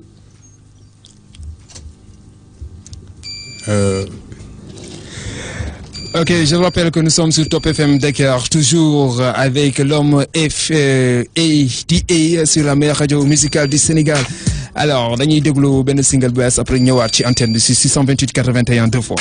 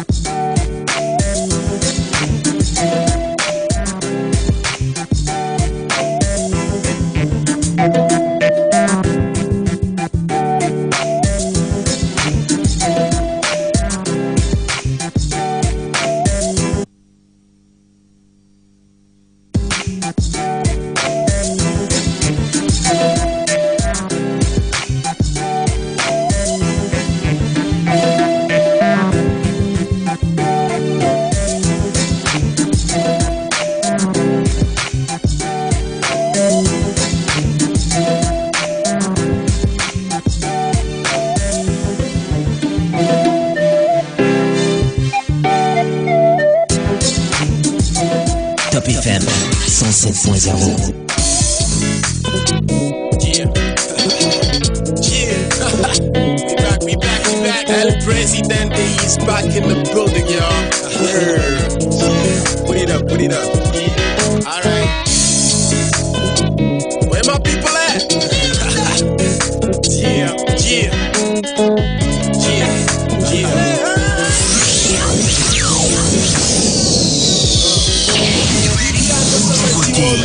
taxul ma jekku ko waaye bii tey bii sound bu ma si jógee ngeen seetlu ko dinaa ci def lu ne wax lu ne dugg sa xol génn sa xel wan ne la musique dafa war a neex kon stress yi dafi war a jeex li may def du la ko def fi may yóbbu doo fa dem moo tax maa ko yeeg maa fa dem maa ko bëgg di bokk ak fan si boo amee jafe-jafe àdduna jàppal li ma wax booy àdduma mooy tëjal sa néeg rap yàlla booy déglu lii di rap ngay xool fi mu la jëmee sound bi fi mu la jëlee ngay dégg li mu la wax fas ko yéene def te yàlla tax balaay suba nga am ndam ndax musique bii moo teggi njaam wan nit ñi seeni yoon bañ rek xale yi bon askan wi dañuy sonn musique bu neex xam na solo notre seule voie de salut mooy di ko jël di leen ko solal kontaan naa kontaan nga kontaan ngeen kontaan na leen yoon wi di la musal ak yoon wi la indil musiba right music moo ñu neex di fexal xol dalam xel di yokk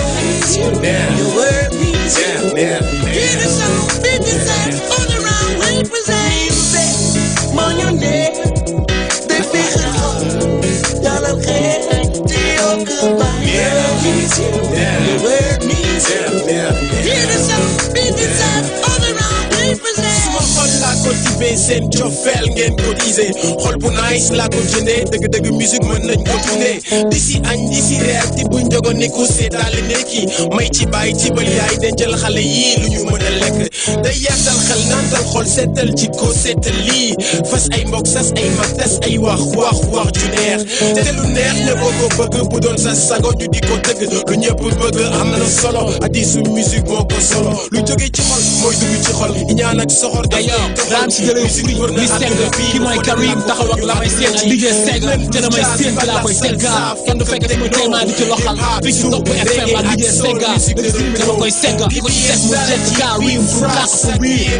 ci bako teg fu ma laaj ak Kalif El Prezi Snoop Dogg Tupac Run DMC ak Biggie 50 Cent Obi Trice Akon ak Jay-Z music moo ñu neex di fexal xol dalam xel pour tous les jeunes qui aiment le son kaay ñu jox la ci ay leçon ak Fred laal freestyle ba añ dañuy laal amul baal dañ leen baal Karim fu kàq fu biir moo ñu neex di fexal xol dalam xel di yokk word means hear the sound 50 Cent all around represent bul diis bul siis day wàññi diis del binde ba mu cil te ko si biit bi te de liis at least jàpp nga ne musique day yokk piis bul ñàngal sa kanam réewal ma dolay biis mu neex lu ñuy waaj a def mu neex musique di yokk ba neex bii yokk ci man beex fu ma fële ñu woon ma mbégte yoon wii laa lay tegtal kon neel tekk tey toog teg sama ñëpp toog we're the kids, we're the most set you free. When you want, let it be. Let it grow. Your world needs to hear the song. All around with you. Oh, that's all.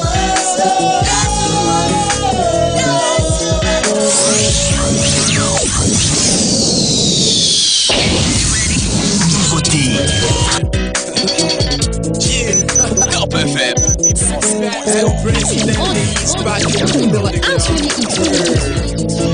Put it up. Yeah. All right. Where my people at? Yeah.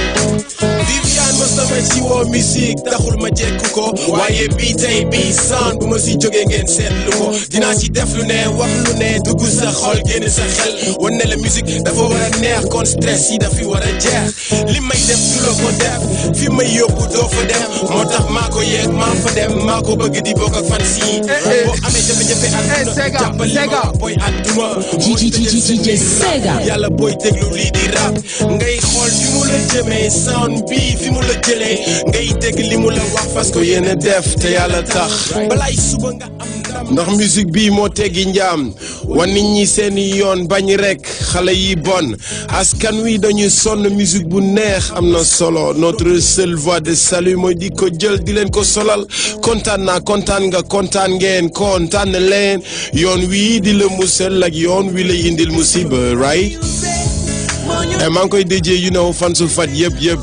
you know kii exclusive song la boo xamante ni dañ koy def inshallah vidéo bi tourné nañ ko ba pare tube d'été la xam nga donc génnul fenn nag baay looloo ci waar gis nga affaire bu bees tàkk nouveauté exclusivité ce son fii rek nga koy déggee ci Top FM gis nga pour une première fois sur les ondes de la meilleure radio musicale du Sénégal alors Fata léegi dañuy ñu ngi jëm à la fin de l'émission bon man bëggoon naa xam tuuti tes projets parce que maa ngi dégg aussi si biir reportage yi gars yi bëri doon wax Fata il va mettre benn studio de production ici à Dakar affaire boobu fu mu toll ak ñu waxtu ne sa connexion nu mu ñëwee avec les Roof Riders c'est parce que c'est des questions que j'ai obtenues à travers le Chigaï. Ouais, bien sûr. Donc, je pense que à travers ça, j'ai dû me créer un label du Taf Label. Les gars, ils tout directement studio Taf Label là. Donc, c'est un label de production d'artistique et d'événementiel. Okay. Donc, je pense que, comme j'ai dit tout à l'heure, donc, il est important ni limiter ou parfois ci affaire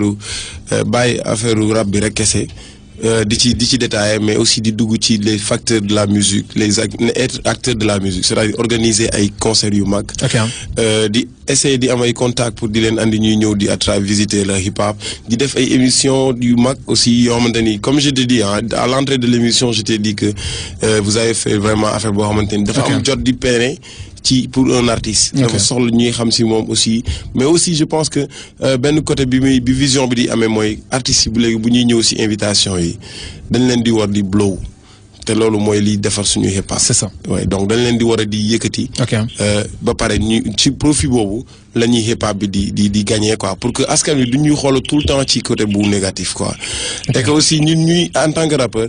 ñuy jàpp ba nga xamante ni dinañ def ay émissions yu mel ni émissions yi ñuy def nii yëpp artistes yi di si ñëw di ko développer di ci waxtaan xam nga askan wi di si jëriñu ñuy wane benn affaire bu positif. Donc du coup je pense que Taf Label c'est dans cette dimension musique la ñuy gën a développer yoo xamante ni musique en général. Oui allo. Allo oui yaa ngi ci biir. waaw kooku la may seet. waaw góor. ak DJ Sega. waaw. waaw mais gars xoolal dee leen teel a jël ligne bi quoi mais dafa dëgër de. non sànq dañ ko coupé woon sànq pour Fata mën a wax tuuti. waaw mais def naa fi 10 minutes gars. waaw dañ ko coupé woon tuuti pour Fata mën a waxtaan tuuti parce que aussi il est bien mu waxtaanee. sans plus tarder ah. tur bi naka la ba pare. waaw man la Baba quoi. ah. man la Baba. ok Fata mu ngi lay dégg. man fële laa dégg quoi Thiaré. ok. waaw mais xam nga je l'ose à Rufisque quoi. ok. waaw léegi dama bëgg a dugg ci waxtaan bi. waaw Fata mu ngi lay déglu. waaw léegi pour wax benn affaire bu ndaw boo xamante ni ñun yàgg nañ suivre émission bi quoi que dara bañ ñu ko yàqal depuis le 30 mai ba ñu invité Karim quoi. ok.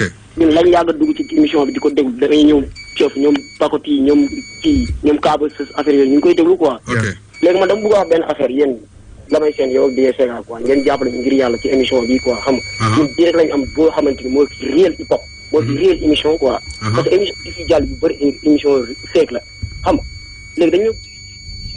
waaw ñu ngi jégalu dafa tëb xam ñu ngi jégalu quoi. yooyu moom courant moo coupé xam nga whatever. yooyu moom foog muy am si émission. man j'ai en fait pour ne pas vous bañ leen kii aussi da ngeen di comprendre man j'ai fait 2 ans de radio aussi donc yii moom je sais que xam naa ni tey bu gars yi wootee wax ni neex na am na keneen kuy ñëw Fata déjee la waaw 628 81 deux fois allo. salaamaaleykum. allo. waaw. waaw Fata mu dégg ñun ñuy woote quoi ñu wax dem coupé quoi dégg nga. waaw 628 81 deux fois comme Fata nu mu ko waxee c'est très important parce que def na rajo xam na nu mu demee. pour gars yi donc dañu xam ne courant bee coupé affaire bi day tëb ko ok bon léegi man Fata li mu la bëggoon laaj. dama bëggoon ñu ñëw si question yi directement quoi xam nga parce que liñ dese ci affaire yi bëreetul. waaw mais sëñ bi. voilà whatever bon Fata. dama bëggoon sànq maa ngi woon si yow affaire ni ñuy bindee texte affaire yooyu. ok d'accord. voilà sànq mais xam nga ak problème technique yi nii. ouais justement donc dama bëgg ci li ma doon wax mooy juste pour dire que ñun léegi dañuy gis ni musique bi dafa war am fond am forme. comme tu dis que dañu war a mais dama gis ni man si sama seetlu bëgg ndaw boobu ba léegi laajuma woon kenn naka laay bindee pour yegg si. ok donc dama ñëw juste je me suis obligé pour faire une place dans ce mouvement hip-hop. yàlla jàpp ci mais ba nit ñi di retrouver wu ci sama bind. am na ñoo xamante ni dañuy wax Fata day wax rabul. li muy def dafa yomb. am na ñoo xamante ni dañuy gis ne li muy def dafa leer parce que ñun li muy wax moom lañ dañ ko mën a. dafa neex a jàpp quoi dafa neex a jàpp dafa yomb trop même les rimes peut-être des rimes terre à terre. est-ce que comprendre na. mooy li ma doon wax sànq day delloo si ci ne man dama comprendre ni Sénégal laa nekk. mën naa bind ba tey comme bind bu ma daan bind daawati jéeg mën naa bind ba tey ay bind yoo xamante ni tout est rimé en anglais. pour que ni codifier li may wax mais dama jàpp ni Sénégal laa nekk donc du coup li ëpp solo si li may wax mooy nee nañ joxe li ngay joxe. looy joxe. ni nga koy joxe moo ëpp solo. est-ce que comprendre donc man lépp li ma comprendre mooy lu ma bind texte lu mu gudd lourdeur bu mu mënti am rafetaay bu mu mën a rafet. ma koy joxe ba nit ñi di ko di am perception bi bu yomb moo ma gënal. donc man bëgg naa li may wax tey rek mu dugg si bopp nit ñi su may dégloo benn sound yow soxla woo di ko tegaat pour di xool rhymes bi di ma ko tegaat ko quoi. xam nga léegi choix la. am na ñoo xamante ni dañuy gis ni affaire bi dafa war a tar ba ku ko dégg ne doy na waar.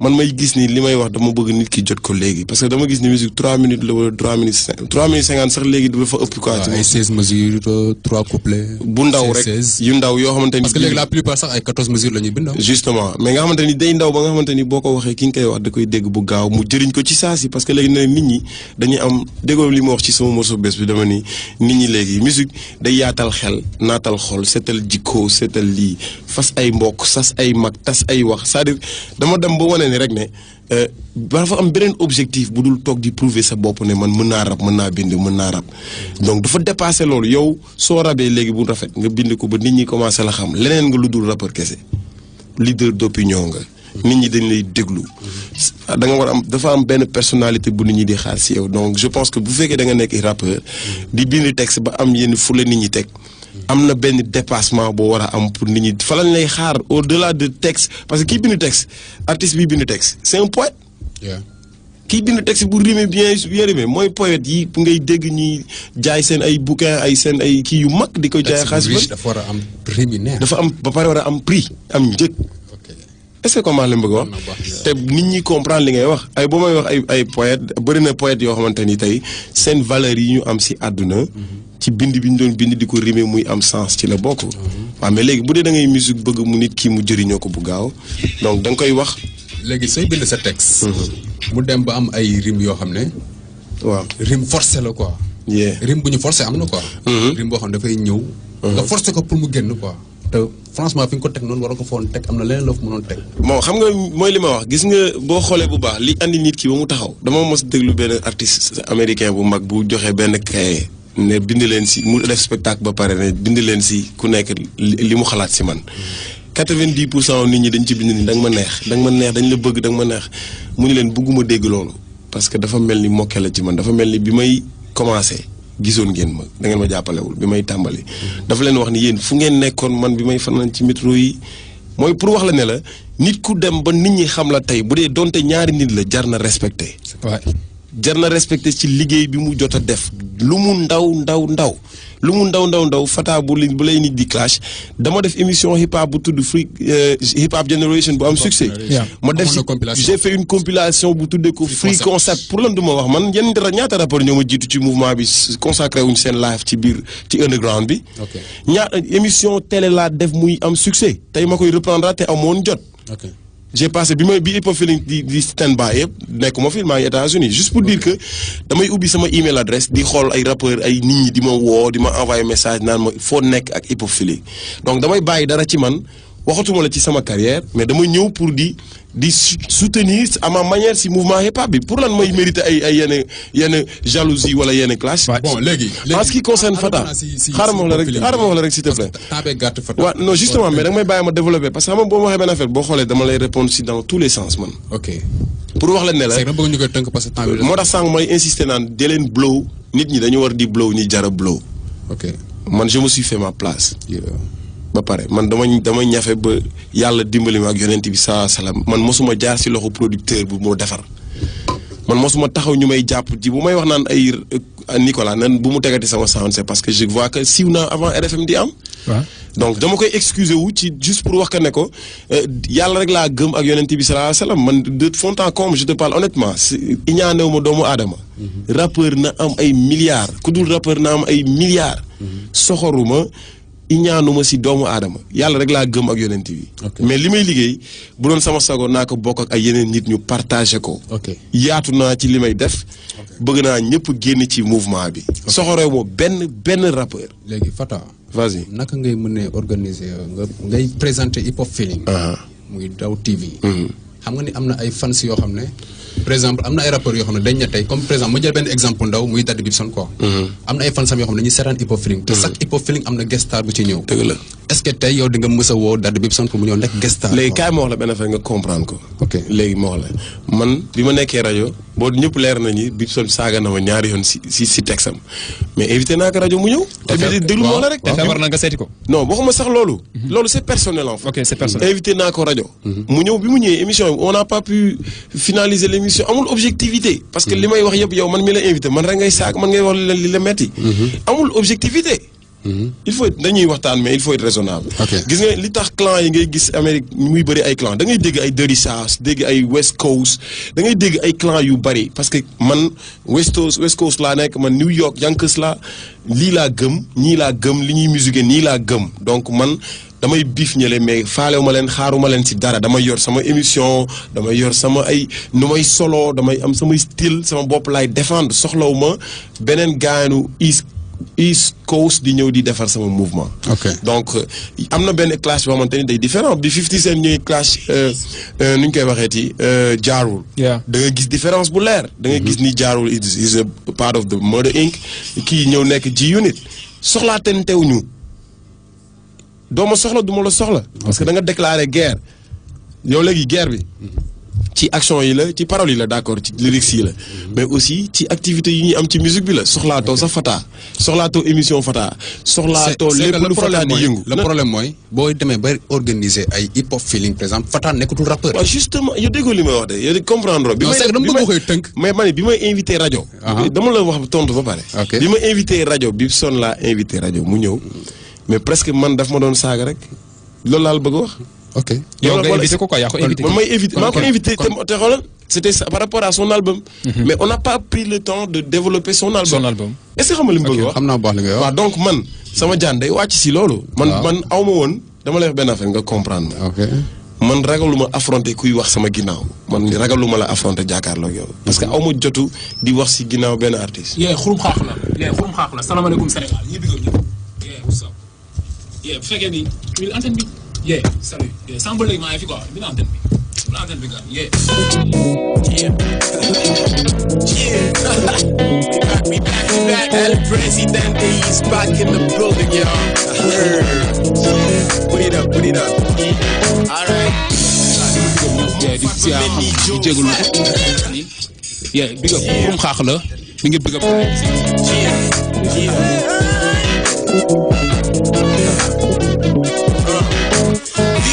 sama ci woo musique taxul ma jekku ko waaye bii tey bii sound bu ma si jógee ngeen seetlu ko dinaa ci def lu ne wax lu ne dugg sa xol génne sa xel wan ne la musique dafa war a neex kon stress yi dafi war a jeex li may def du la ko def fi may yóbbu doo fa dem moo tax maa ko yeeg maa fa dem maa ko bëgg di bokk ak fan si boo amee jafe-jafe àdduna jàppal li ma wax booy àdduma mooy tëjal sa néeg rap yàlla booy déglu lii di rap ngay xool fi mu la jëmee sound bi fi mu la jëlee ngay dégg li mu la wax fas ko yéene def te yàlla tax balaay suba nga am ndam ndax musique bi moo tekki njaam wan nit ñi seeni yoon bañ rek xale yi bon askan wi dañuy sonn musique bu neex am na solo notre seule voie de salut mooy di ko jël di leen ko solal toujours s'il te plaît benn exclusivité voilà Fara foo nekkoon sànq yaa ngi ci yoon wi la indil musiba. waaw vas-y. waaw bon dañuy jéggalu quoi.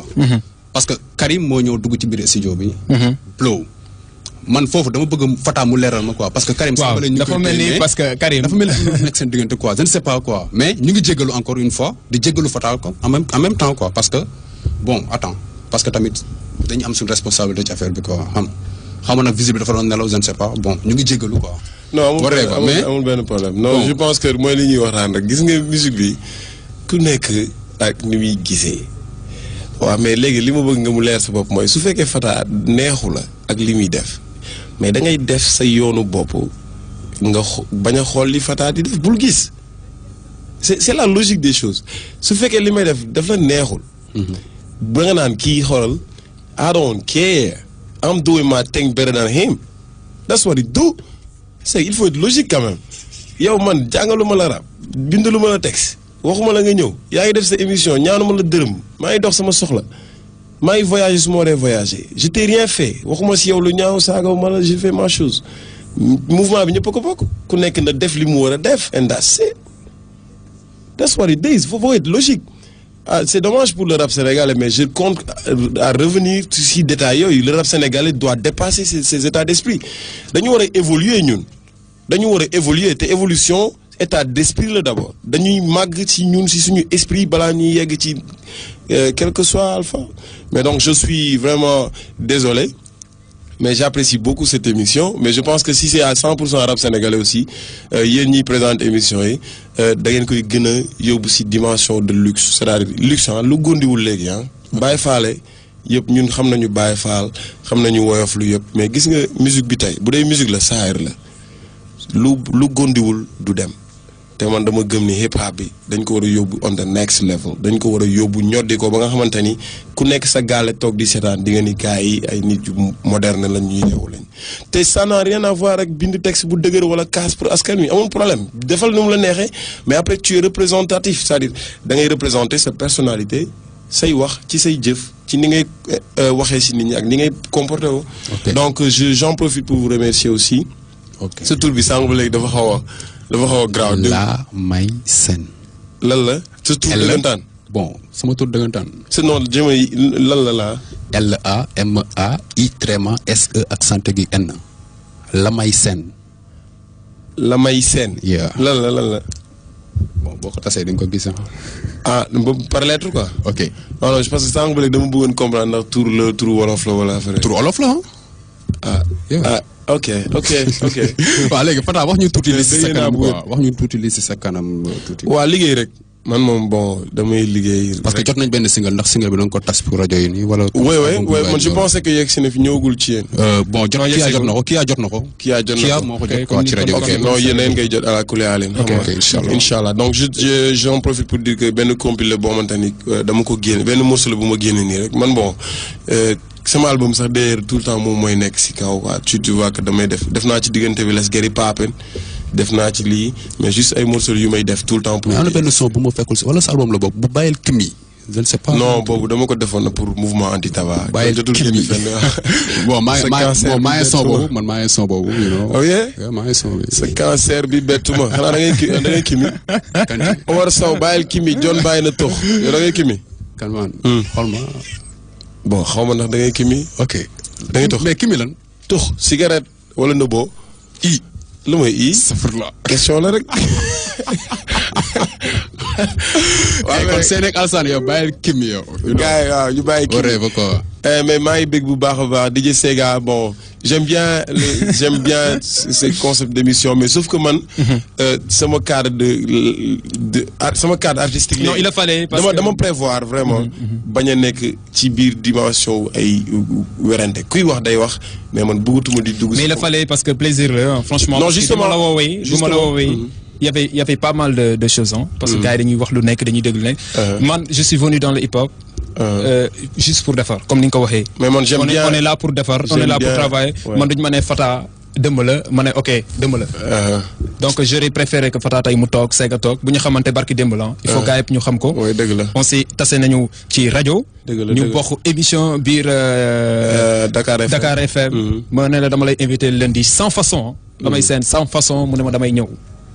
donc man déjà c'est une chose qui m'a frappé quoi. bon c'est que tamit bu ñu ko invité. dafa war a ñëw quoi. ok c'est ça l'artiste quoi. artiste bi warul rëy quoi.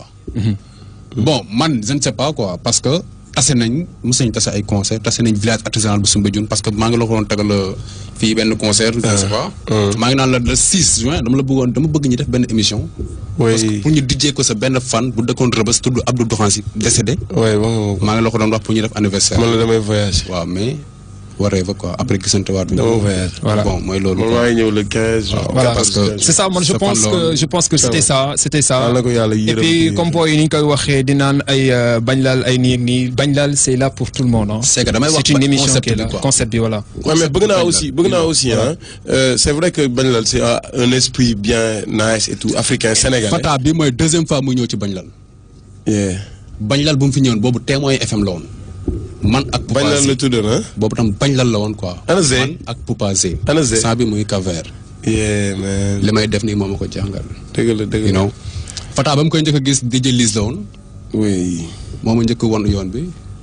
whatever ba ci bañ lal jaar na fi bi mooy troisième fois ngay dugg ci rajo bi. rajo bi dugg naa fi lu. dugg na fi Showtime dugg fi bañ lal duggaat fi. bañ lal il faut gars yi xam loolu. ok pourquoi pas. bon. bañ lal nii la demee woon tey di leen fàttali ne bii di ñëw incha allah lundi bii di ñëw dinañ fi am groupe bi ñuy wax ATM bu Grand Yoff. incha allah. day doon big too. man mais maa ngi kontaan bu wér a wér comme j'ai dit tantôt donc bëggee naa mais aussi di leen ñaan xam nga ñu ngeen gën a xam nga gars c'est vrai que gars dañu am arnica mouvement bi moom mais ngeen xoolal ñu gën ko naay sal parce que bu naay see rek nekk produit bu ñu mën a jaay. inchallah merci inchallah dina demee noonu. vraiment di bëgg nag ci fans yëpp ñi mën a woote ñi toog seen kër ñi ma xaw a sonal donc gars yi woote ñi bëgg ak ñi bañ donc I love you all much love and for the hip hop. Ok, c'était Fata. Alors je vous rappelle que les inscriptions du battle hip hop dénommé les mercredis de rap sénégalais se poursuivent au 345 67 60. Voilà, appelez et inscrivez-vous car nous allons démarrer le mercredi 4 juillet au Niani Night Club à partir de 23h et l'entrée sera gratuite pour tout le monde, pour toute pour tout le mouvement hip hop. Alors inscrivez-vous au 345 67 60. Alors c'était Lamay Sen, DJ Sega, Fata et on se donne rendez-vous gis nga yow sax xam nga suba à partir de minuit. We back. El Presidente is back in the building, y'all. Put it up. All right. Where my people at? Yeah.